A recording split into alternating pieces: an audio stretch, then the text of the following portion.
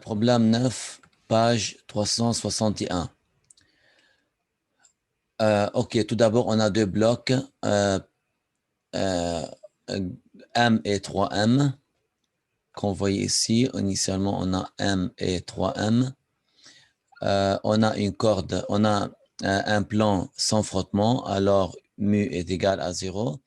On a un ressort attaché sur cet objet initialement. Voilà, il était comme ça. Qu'est-ce qu'on fait? On fait la compression, on pousse l'un vers l'autre avec le ressort. Alors, si on pousse ça, on fait la compression du ressort. Alors, sur ces points-là, qu'est-ce qu'on fait? On met une corde entre les deux pour garder le système sans mouvement.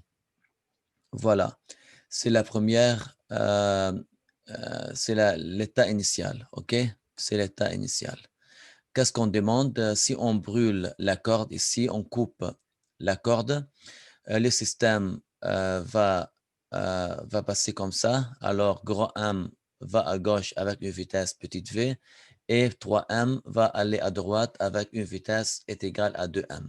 OK? Après la séparation entre les deux blocs. Qu'est-ce qu'on veut exactement? Et de calculer la vitesse petite v de M. OK? C'est simple. Et on a la valeur de petite m est égale à 0,350 kg. Très bien. Alors ici, euh, je veux bien expliquer un point très important. La relation de la conservation de quantité de mouvement P initial est égale à P final. En cas général, cette équation peut être euh, utilisée dans n'importe quelle configuration. Ça veut dire quoi? On peut dire que P juste avant la collision, si on a la collision, OK? C'est en général, juste avant la collision est égal P juste après la collision. On peut dire aussi P pendant la collision aussi, pendant la collision est égal P après la collision. On peut dire aussi P avant. Là, on dit avant la collision ou juste avant, OK? Ou juste après. Voilà. P pendant la collision est égal à P juste après la collision. Et on peut dire aussi P juste avant la collision est égal P pendant la collision. Alors, cette relation peut être, on peut l'utiliser dans n'importe quelle configuration des masses, dans tous les cas. D'accord. On veut bien commencer là. On prend par exemple, lorsqu'on brûle la corde et le système commence à se déplacer à gauche et droite. À cette configuration, on a l'état initial. On n'a pas de vitesse ici,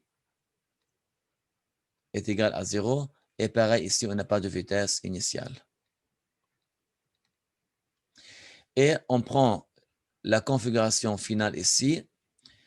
Voilà, on a V et 2. On peut dire que mu est égal à 0. On n'a pas de frottement avec le plan. Alors, on a la conservation d'énergie mécanique initiale est égal à la conservation d'énergie mécanique finale.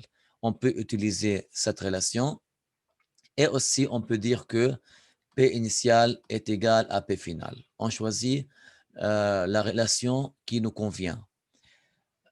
Je crois que si on utilise celle-là, on aura deux inconnus.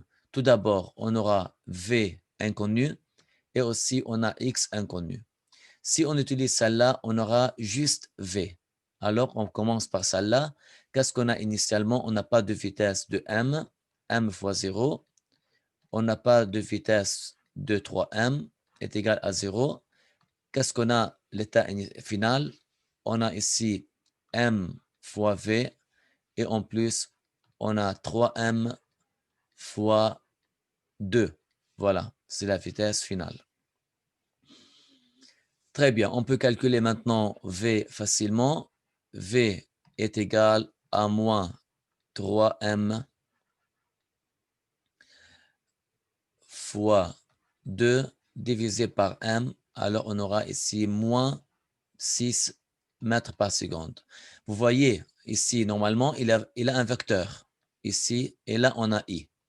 Mais comme on a une seule dimension, ce n'est pas la peine qu'on peut éliminer le vecteur. Et comme vous voyez ici, la direction de V dans le sens négatif, dans le sens de moins I. Et on a son module est égal à 6. Très bien. Ça, c'est partie A. Partie B, qu'est-ce qu'on demande? On demande de calculer X. La compression X en état initial. OK? Non. Laissez-moi regarder bien. Partie B, détermine l'énergie potentielle élastique initiale. Ah, d'accord. Alors ici, on veut calculer l'énergie potentielle. Alors, c'est plus facile. On veut calculer l'énergie potentielle élastique initiale qui est égale à 1 sur 2 x au carré. Voilà, on calcule celle-là. On peut appliquer l'énergie mécanique initiale est égale à l'énergie mécanique finale. En état initial, on n'a pas de vitesse, alors on a 0 plus 0 pour l'énergie cinétique. OK? Alors ici, on a l'énergie cinétique initiale est égale à 0. Plus, comme vous voyez bien ici, on n'a pas de hauteur. Alors, on n'a pas d'énergie potentielle de pesanteur pour les deux. OK, qu'est-ce qu'on a ici? On a l'énergie potentielle élastique parce que initialement, le ressort, elle était comme ça. OK, ça, c'est x égale 0. Après la compression, on a une valeur de x. Là. Voilà. Alors, on a k sur 2, x au carré. Ce qu'on veut calculer là est égal, en état final, on n'a pas de compression. Là, x est égal à 0. Et là, on a deux vitesses. Alors, on a deux énergies cinétiques qui est égale à m sur 2 fois v au carré, la valeur qu'on a calculée ici, plus 3m sur 2 fois la vitesse au carré. Très bien. On peut calculer facilement maintenant k sur 2 fois x au carré est égal à 3m sur 2. 3m sur 2 fois 4 plus m sur 2 fois, on a ici 36. Alors, on a ici 18 m plus 6m. Alors, on a 24 m. M est égal à 0,350.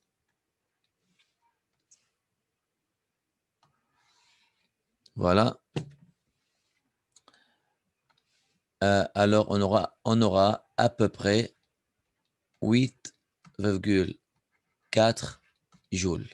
Voilà, c'est la valeur de l'énergie potentielle élastique.